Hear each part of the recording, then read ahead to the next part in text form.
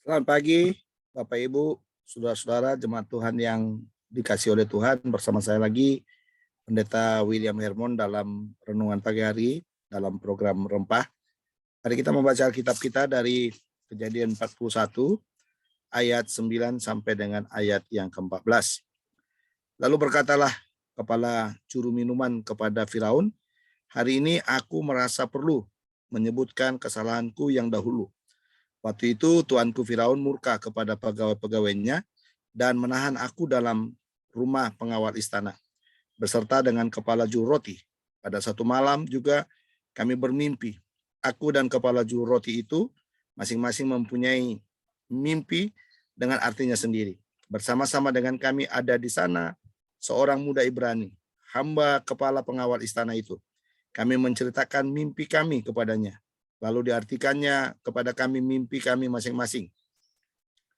Dan seperti yang diartikannya itu kepada kami, demikianlah pula terjadi. Aku dikembalikan ke dalam pangkatku dan kepala juru roti itu digantung. Kemudian Firaun menyuruh memanggil Yusuf. Segeralah ia dikeluarkan dari tutupan. Ia bercukur dan berganti pakaian, lalu pergi menghadap Firaun. Bapak, Ibu, saudara-saudara yang Tuhan Yesus kasihi, hari ini judul renungan kita, Allah tidak pernah lupa. Sekali lagi, judul renungan kita adalah Allah tidak pernah lupa. Mungkin kita pernah mendengar istilah yang mengatakan manusia bisa melupakan, tetapi Allah tidak pernah lupa. Atau Pak Ahok pernah mengatakan Allah boten sare, ya, atau Allah tidak pernah tidur. Nah, semua istilah ini menjelaskan kepada kita bahwa kita bisa dilupakan dengan semua perbuatan baik yang kita lakukan. Kita bisa dilupakan oleh banyak orang. Tapi ingatlah bahwa Allah tidak pernah melupakan kita. Hari ini dalam Kejadian pasal 41, kita mau membuat setting cerita kita kepada juru minuman. Memang bermula dari ayat 8. Di sana dijelaskan bahwa hati Firaun gelisah dalam menafsirkan mimpi yang dimimpikan dalam ayat 1 sampai dengan ayat 7 itu. Ya, sehingga dia mencari orang-orang yang bisa menafsirkan mimpinya. Tetapi tidak ditemukan arti daripada mimpi itu. Sehingga Firaun bertemu dengan juru minum raja itu, ya, juru minuman itu, sehingga saudara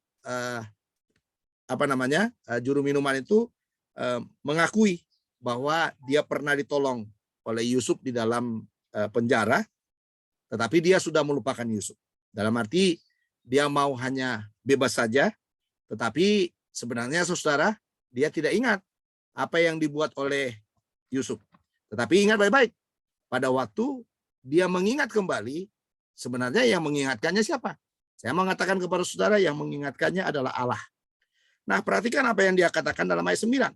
Lalu berkatalah kepala juru minuman kepada Firaun, "Hari ini aku merasa perlu menyebutkan kesalahanku yang dahulu." Nah, ini saudara, aku mau menyebutkan kesalahanku yang dahulu. Karena kalau kita bandingkan dengan Kejadian 40 ayat 23, di sana dikatakan, tetapi Yusuf tidaklah diingat oleh kepala juru minuman itu, melainkan dilupakannya.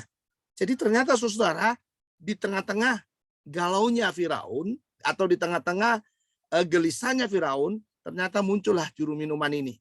Allah mengklik kembali bahwa dia pernah mimpinya ditafsirkan oleh Yusuf, dan sekarang saudara, Allah akan menggunakan Yusuf untuk menyelesaikan persoalan dari Firaun itu.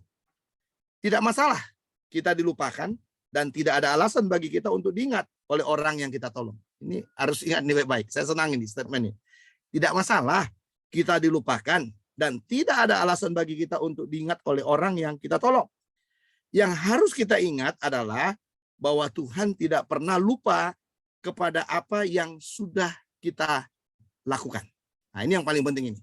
Jadi orang yang ditolong itu boleh lupa, tetapi Tuhan tidak pernah lupa terhadap perbuatan baik yang kita lakukan kepada orang-orang. Allah tidak pernah lupa. Mengapa? Ada dua alasan dalam bagian ini. Alasan yang pertama adalah karena waktunya Tuhan untuk mengingat kita. Jadi sekali lagi, Allah tidak pernah lupa. Mengapa? Karena ada waktunya Tuhan untuk mengingat kita. Artinya apa? Waktu Anda berbuat baik kepada orang, jangan harapkan langsung saat itu juga. Tapi ingatlah baik-baik, waktu Anda berbuat baik kepada orang lain, catatlah semua perbuatan baik itu dalam kerajaan sorga, dan suatu ketika Allah akan membalaskan perbuatan baik itu. Kalaupun kita tidak temukan di dunia ini, yang penting dia tercatat di dalam kerajaan sorga. Kita bisa melihat di dalam konteks kita. Di tengah jalan buntu, karena tidak ada yang bisa menafsirkan mimpi Firaun. Di sanalah sebenarnya kalau kita lihat Allah mengingatkan juru minum itu tentang Yusuf. Dalam ayat 8 dikatakan di sana, pada waktu itu, pada waktu pagi, gelisahlah hatinya. Lalu disuruhnya lah memanggil semua ahli dalam semua dan semua orang berilmu di Mesir. Firaun menceritakan mimpinya kepada mereka. Tetapi seorang pun tidak ada yang dapat mengartikan kepadanya. Nggak ada yang bisa. Nah, lalu berkatalah kepala juru minum yang kepada Firaun, hari ini, lihat di sini, hari ini. Jadi dulu nggak sadar. Ya, dulu nggak sadar. Tapi Tuhan memang ini udah waktunya Tuhan. Tuhan udah klik kembali otaknya dia. Hari ini aku merasa perlu menyebutkan kesalahanku yang dahulu. Jadi kesalahan yang mana? Di sana dikatakan ayat 12, bersama-sama dengan kami ada di sana seorang muda Ibrani, hamba kepala pengawal istana itu. Pengawal istana itu adalah Potifar. Ya, kami menceritakan mimpi kami kepadanya, lalu diartikannya kepada kami mimpi kami masing-masing. Dan seperti yang diartikannya itu kepada kami, demikian pula lah terjadi. Aku dikembalikan ke dalam pangkatku dan kepala juru roti itu digantung. Nah, jadi jelas saudara. Ya, kenapa tidak ingat kepada Yusuf? Ya karena egonya mungkin. Karena dagingnya yang penting udah bebas, sudah lepas. Tetapi kalau sudah waktunya Tuhan, tidak ada yang bisa melawan. Makanya dikatakan karena ada waktunya Tuhan untuk mengingat kita.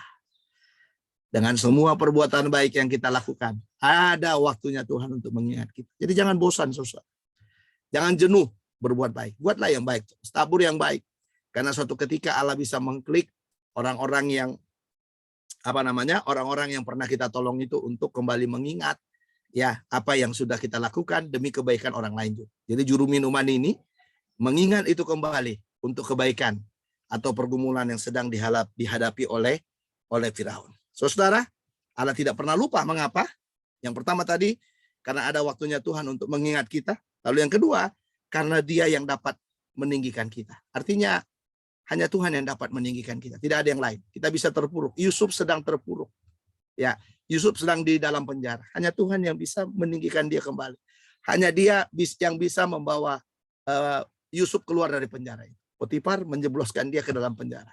Tetapi Tuhan dengan maksud-maksudnya, dengan tangan juru minuman yang lupa sama dia ini, ya Tuhan akan mengeluarkan dia kembali dan melalui Firaun yang akan dipakai oleh Tuhan. Yusuf ada di penjara, tetapi Tuhan memerlukan dia untuk Mesir. Nah ini saudara, kenapa masih di penjara?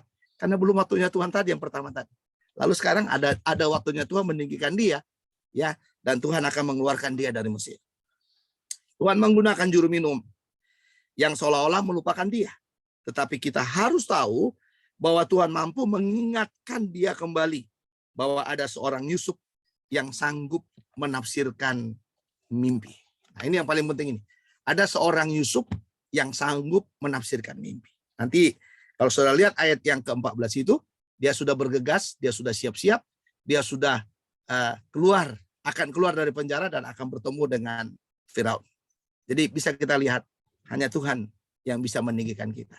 Saat saudara terpuruk, saat saudara tidak bisa berbuat apa-apa, saudara benar, dijebloskan oleh Potifar, dia benar, tetapi saudara, dia tetap berbuat baik dalam penjara. Karena dia tahu, dia ada dalam penjara juga.